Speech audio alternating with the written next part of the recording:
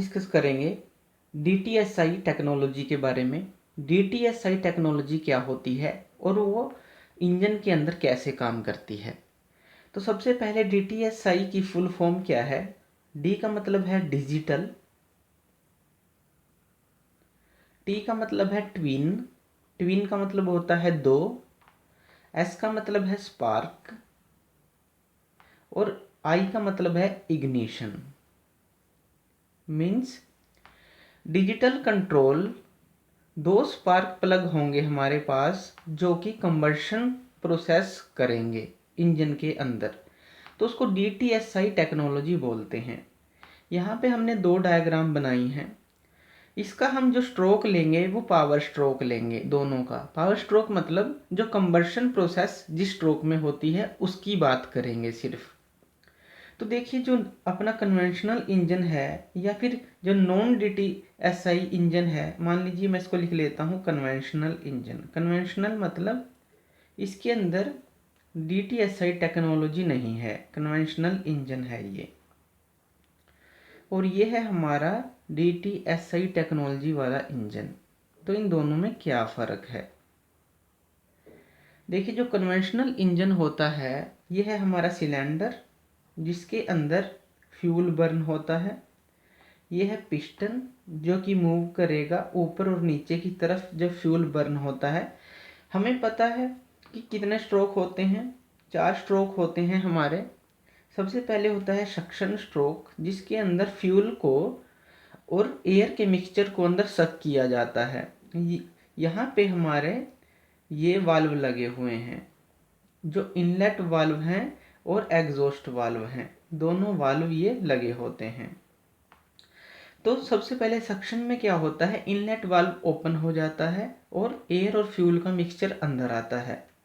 दूसरा कंप्रेशन होता है, जो हमारा एयर फ्यूल मिक्सचर है वो कंप्रेस होता है।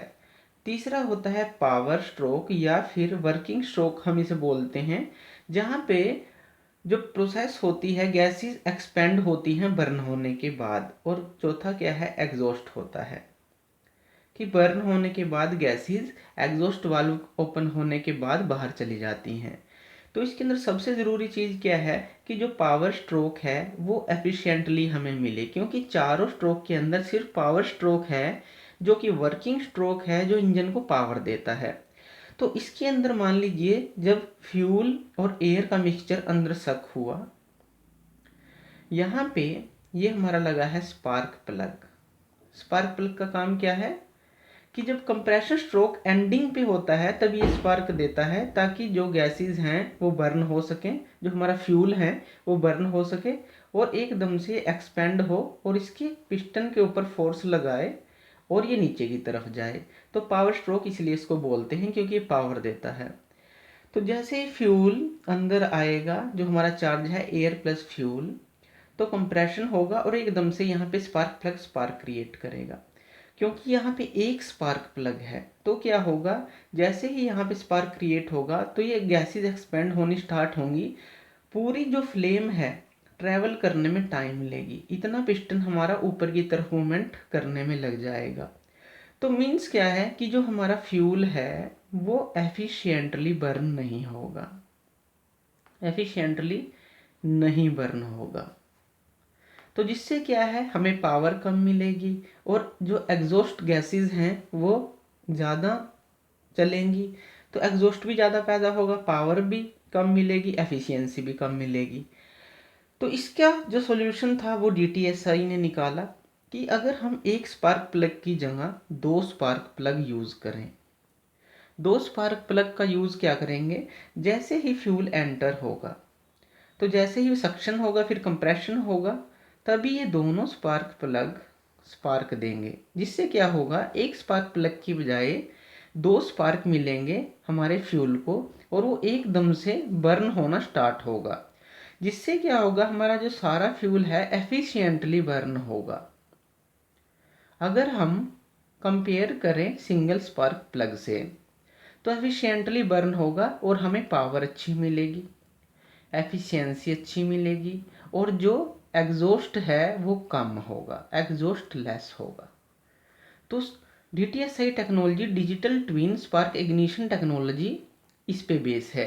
डी डिजिटल का क्या मतलब है, ये दोनों जो स्पार्क प्लग हैं ये हमारे कनेक्ट होते हैं ECU के साथ।